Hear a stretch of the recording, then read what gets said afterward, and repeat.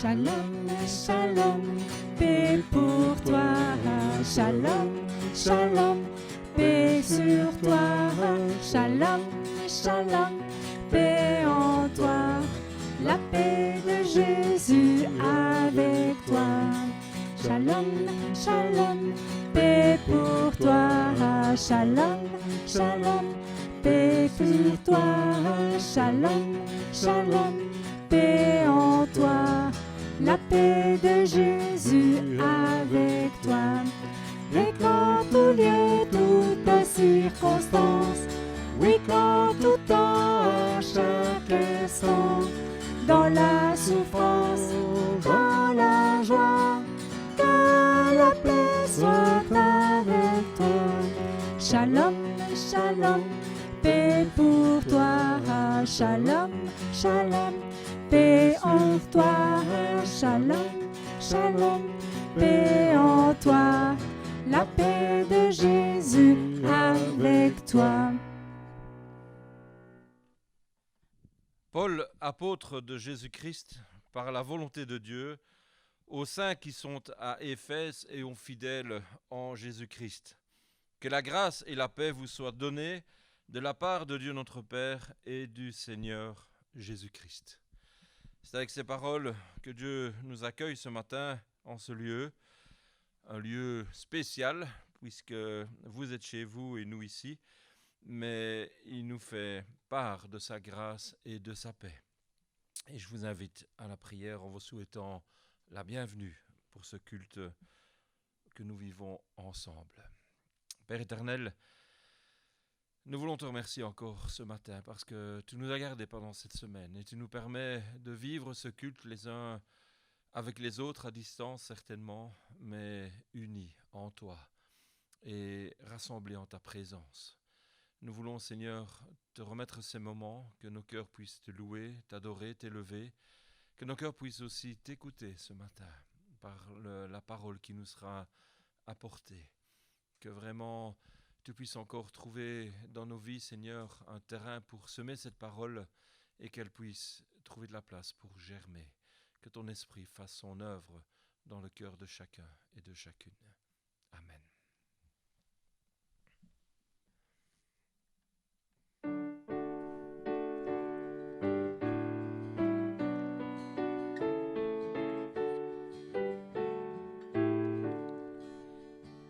Jésus est au milieu de nous, son regard s'abaisse sur nous, sa douce voix l'entendez-vous. Je veux vous bénir tous, je veux vous bénir tous, sa douce voix l'entendez-vous. Je veux vous bénir tous. Jésus est au milieu de nous.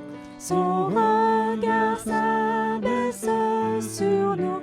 Sa douce voix l'entendez-vous. Je veux vous sauver tous. Je veux vous sauver tous. Sa douce voix l'entendez-vous. Je veux vous sauver tous. Jésus est au milieu de nous. Son regard s'abaisse sur nous. Sa douce voix l'entendez-vous. Oh, je vous aime tous.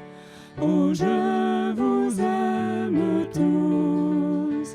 Sa douce voix l'entendez-vous. Oh, je vous aime tous.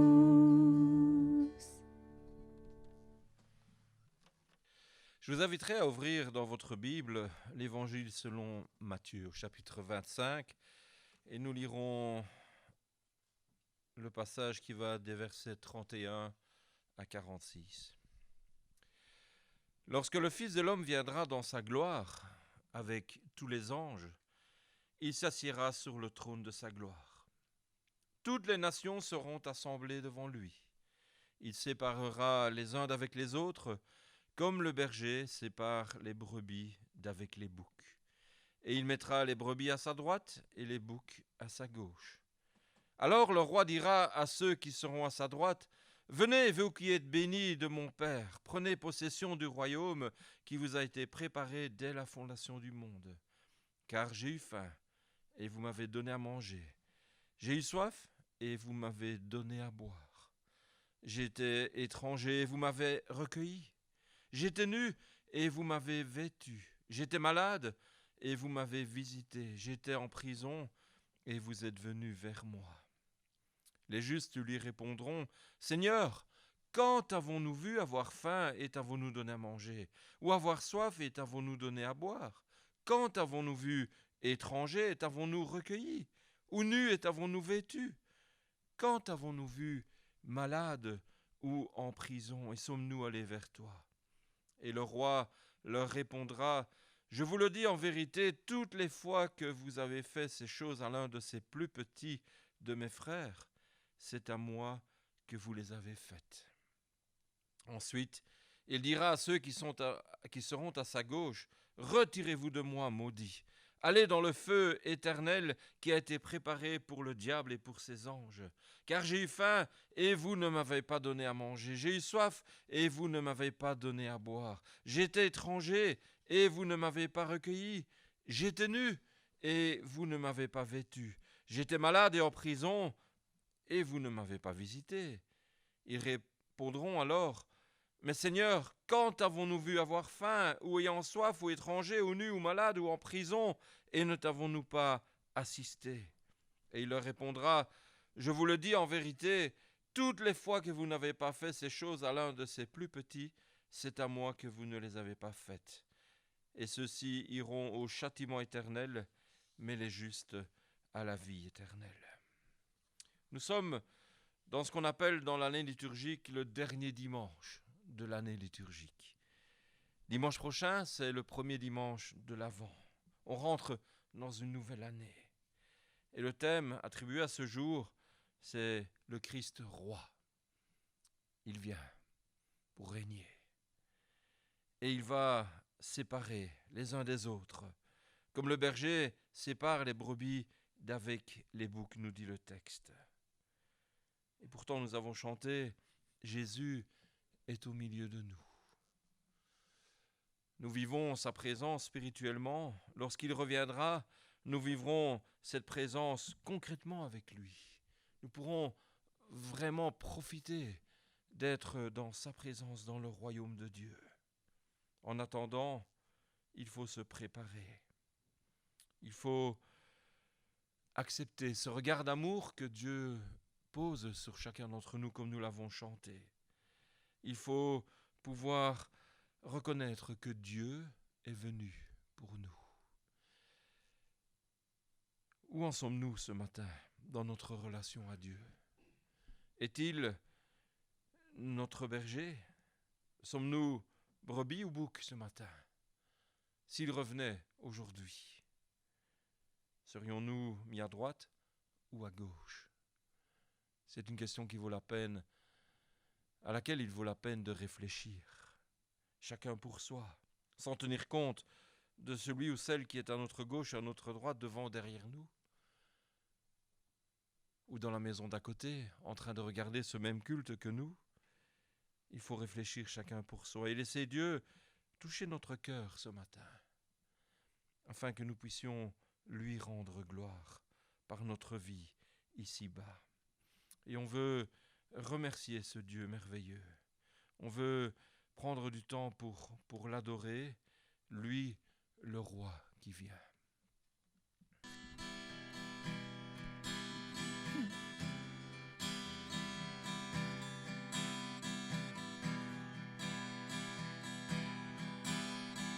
Je viens t'adorer,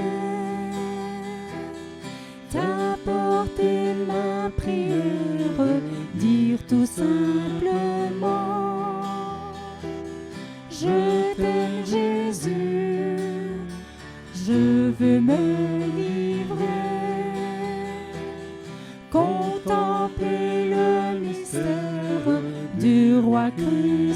sacrifié pour mon salut. Vivre près de toi, je veux m'attacher à faire ce qui te plaît. Vivre près de toi, c'est dans ta présence que mon âme est comblée. C'est ton sacrifice qui fait tomber mes chaînes pour me rendre esclave de Jésus-Christ. Je veux tout donner et mourir à moi-même pour que règne en moi ton Saint-Esprit. Vivre près de toi, je veux m'attacher à faire ce qui te plaît. Vivre près de toi, c'est dans ta présence que mon âme est comblée. Vivre près de toi, je veux m'attacher à faire ce qui te plaît. Vivre près de toi, c'est dans ta présence que mon âme est comblée.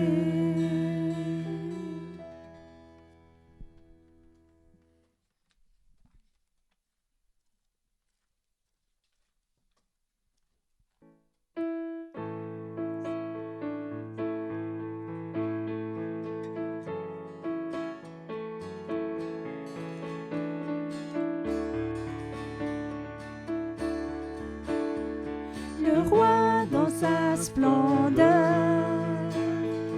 vêtu de majesté, la terre se réjouit, la terre se réjouit.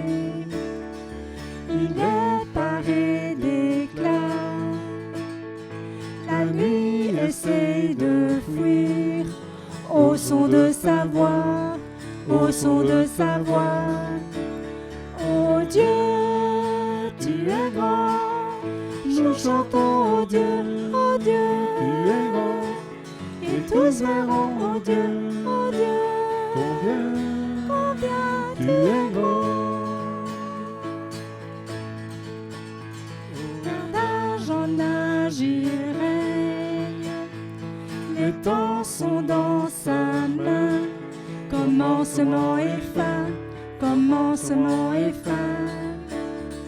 Le Père, le Fils, l'Esprit, Trinité divine, le lion et l'agneau, le lion et l'agneau. Oh Dieu, nous chantons, oh Dieu, et tous verront, oh Dieu, combien tu es grand. Oh Dieu, tu es grand, nous chantons, oh Dieu, tu es grand, et tous verront, oh Dieu, combien tu es grand. Le plus grand des noms, digne de louange, mon cœur s'écrie, oh Dieu, tu es grand. Le plus grand des noms,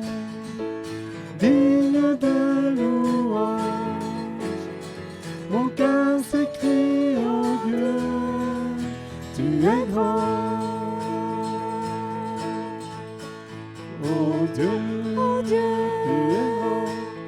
nous chantons, ô Dieu, Tu es grand. Et tous verront, ô Dieu, ô Dieu, combien combien tu es grand.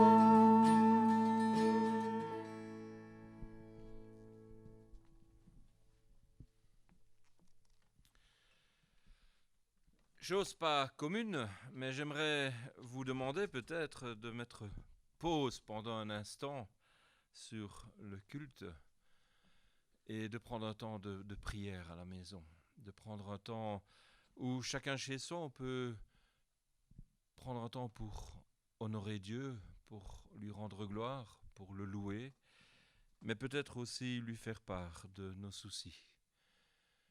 Et puis, après un temps, quand votre temps de prière, vous jugez qu'il est suffisant pour vous, vous relancez, play, et on continue le culte ensemble. Je vous invite à ce temps de recueillement, chacun chez soi, mais pourtant ensemble, pour honorer notre Dieu. Oui Seigneur, nous venons de prendre ce temps de prière, vivre spirituellement cette unité, unis dans ton esprit, unis les uns aux autres, unis à toi. Et nous voulons te rendre gloire, parce que tu es un Dieu merveilleux. Tu es celui qui reçoit notre adoration. Tu es celui vers qui nous pouvons garder les yeux fixés chaque instant de chaque jour. Tu es celui, Seigneur, qui ne nous déçoit jamais. Nous voulons te rendre gloire ce matin. Et nous voulons venir dans ta présence, te demandant, Seigneur, de nous transformer, de nous aider à être à l'écoute de ta parole, afin de pouvoir entendre ce que tu as à nous dire par ton serviteur. Amen.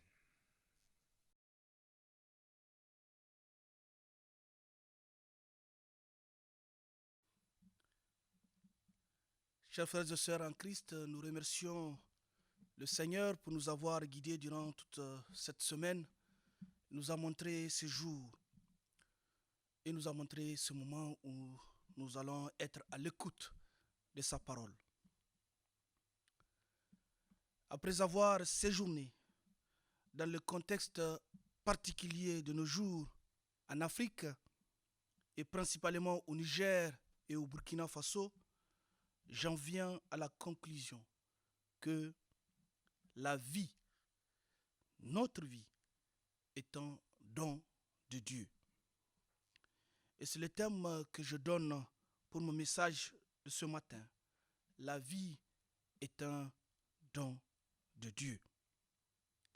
Si au nord, où nous comptons nos morts, le Covid-19 occupe toutes les places, tous les débats, des règles, tous les systèmes sociaux, économiques et politiques des nations, au sud, les systèmes sociaux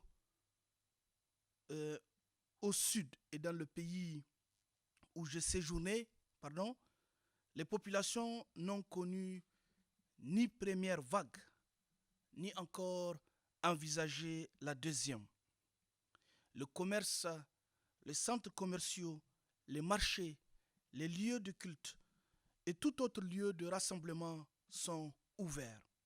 L'école, l'administration fonctionnent normalement. Conséquence, les gestes barrières, même rappelés par les autorités, ne sont guère respectés. Les populations sont plus préoccupées par leur propre survie que toute autre chose. En effet, meurtris par la pauvreté ambiante, l'insécurité galopante, les maladies tropicales telles que le paludisme, la tuberculose ou encore le sida qui tuent toujours en silence et ce depuis de très longues années. La question donc de la COVID-19 pour ces populations est un non-événement.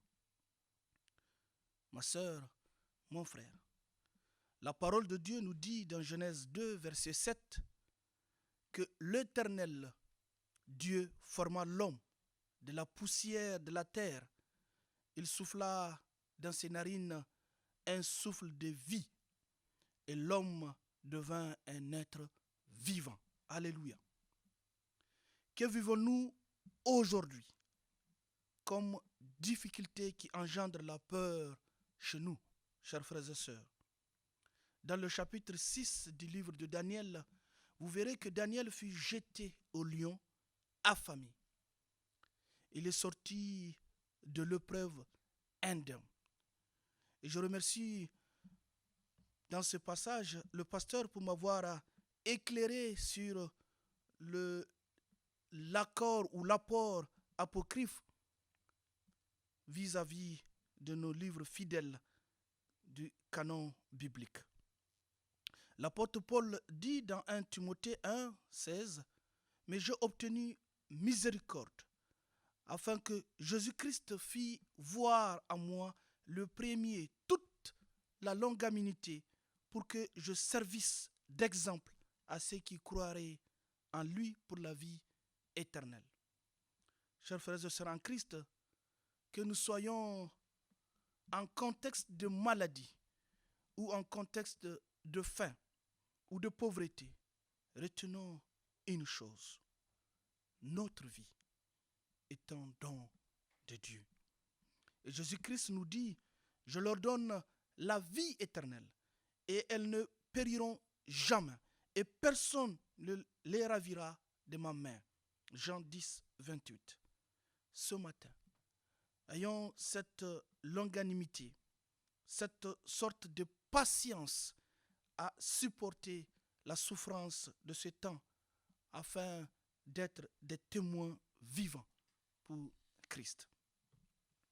Chers frères et sœurs en Christ, dans cette période de pandémie, de coronavirus, celui qui a vécu sur ces deux continents, sur le continent européen, là où tout est mis en place pour y faire face, système de santé le plus envié au monde, système de solidarité sociale bien structuré, mesures d'accompagnement social bien définies, mais où la mort frappe à notre place.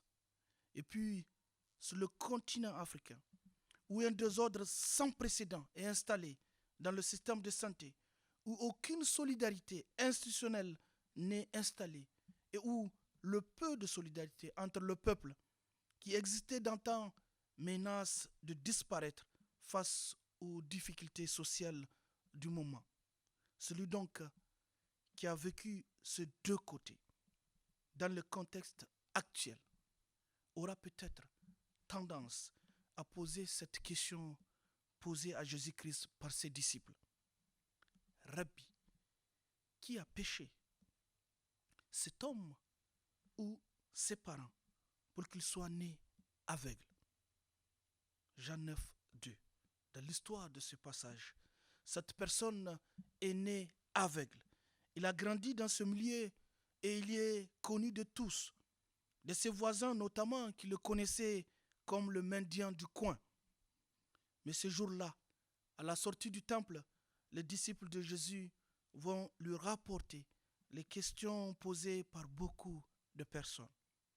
Pour eux, ce n'est pas normal qu'une grande partie de personnes aient leurs yeux, se portent bien, circulent bien, et qu'une autre soit née aveugle.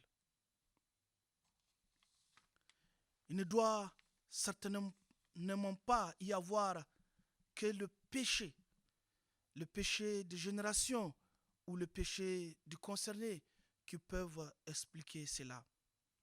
Rabbi, qui a péché, cet homme ou ses parents, pour qu'il soit né aveugle? La réponse de Jésus est sans conteste. Ce n'est pas que lui ou ses parents aient péché, mais c'est afin que les œuvres de Dieu soient manifestées en lui. Les œuvres de Dieu soient manifestées en lui. Ce qui nous amène à nous poser cette question. L'Europe a-t-elle péché pour que le coronavirus se propage plus qu'en Afrique? Jésus-Christ nous répond ce matin. Ce n'est pas que l'Europe ait péché, mais c'est enfin que les œuvres de Dieu soient manifestées en nous. Plus tard, si nous lisons le chapitre 9 de Jean, nous découvrirons qu'effectivement, les œuvres de Dieu sont manifestées à cet homme né aveugle. L'homme libéré a poursuivi son témoignage de guérison sans honte. Ma soeur, mon frère, dans ces contextes que nous connaissons, quelles sont les œuvres que Dieu a manifestées en toi? Es-tu guéri de ta maladie? Peu importe laquelle. As-tu eu un progrès sur le plan professionnel? Une promotion? Un avancement? As-tu eu un mari? Ou une épouse? Ou des enfants? As-tu vécu ton anniversaire? Même si tu ne l'as peut-être pas fêté? Quels sont les autres exploits que Dieu t'a permis de réaliser dans ta vie pendant cette période? Peut-être le confinement t'a rapproché de ta famille, ton époux, ton épouse, tes enfants. Peut-être ta foi s'est affermie pendant cette période. Nous pouvons en silence se souvenir des œuvres que notre Dieu a manifestées dans notre vie durant cette période de pandémie.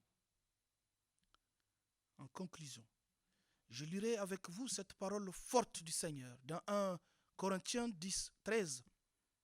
Aucune tentation ne vous est survenue qui n'ait été humaine, et Dieu qui est fidèle ne permettra pas que vous soyez tentés au-delà de vos forces. Mais avec la tentation, il préparera aussi le moyen d'en sortir, afin que vous puissiez la supporter. Chers frères et sœurs en Christ, la parole de Dieu nous dit ce matin, aucune tentation, même quand elle est appelée coronavirus, autre maladie, difficulté de la vie quotidienne, que sais-je encore, aucune tentation ne nous est survenue qui n'ait été humaine. Et Dieu, dans sa fidélité, ne permettra pas que nous soyons tentés au-delà de nos forces. Amen. Alors, jaugeons nos forces, mesurons la portée de nos forces, réveillons en nous nos forces. Cette force, comme en a possédé Daniel dans la fosse au lion, réveillons-la. Cette force, comme en a possédé Jésus-Christ sur la croix, réveillons-la. La force de prière, la force de vaincre la peur dès les premières secousses de la vie, la force de détermination, la force de notre foi. Réveillons-la. Réveillons cette force. Réveillons-la, chers frères et sœurs en Christ. En ce sens, la fidélité de Dieu va continuer à perpétuer dans notre vie, même si cela ne va pas bien pour nous. Dieu, dans sa miséricorde, nous connaît parfaitement pour ne pas nous laisser tenter au-delà de nos forces. Il connaît les forces de chacune et de chacun de nous. Mais avec la tentation qu'il a permis que nous traversions, il préparera aussi le moyen d'en sortir, afin que nous puissions la supporter. Nous pouvons le remercier pour la victoire qu'il nous donne déjà avant même de passer par les épreuves. N'oublions pas que Dieu est amour. Que Dieu bénisse sa parole. Amen.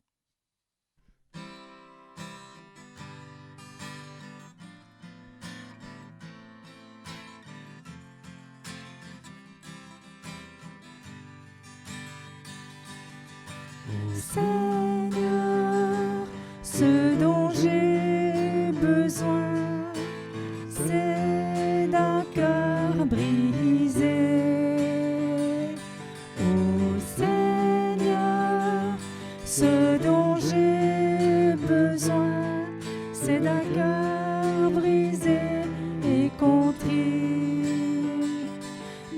Donne-moi un cœur tout simple qui ne soit pas divisé, qui ne s'enfle pas de connaissance, mais s'attache à ta présence. Donne-moi un cœur tout simple qui ne soit pas divisé, qui ne s'enfle pas d'orgueil, mais qui vit simplement près de toi.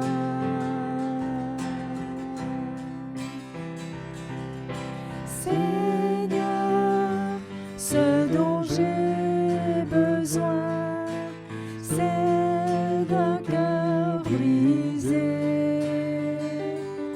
Oh Seigneur, ce dont j'ai besoin, c'est d'un cœur brisé et contrit. Donne-moi un cœur tout simple qui ne soit pas divisé, qui ne s'enfle pas de connaissance, mais s'attache à ta présence. Donne-moi un cœur tout simple qui ne soit pas divisé, qui ne s'enfle pas d'orgueil, mais qui vit simplement près de toi.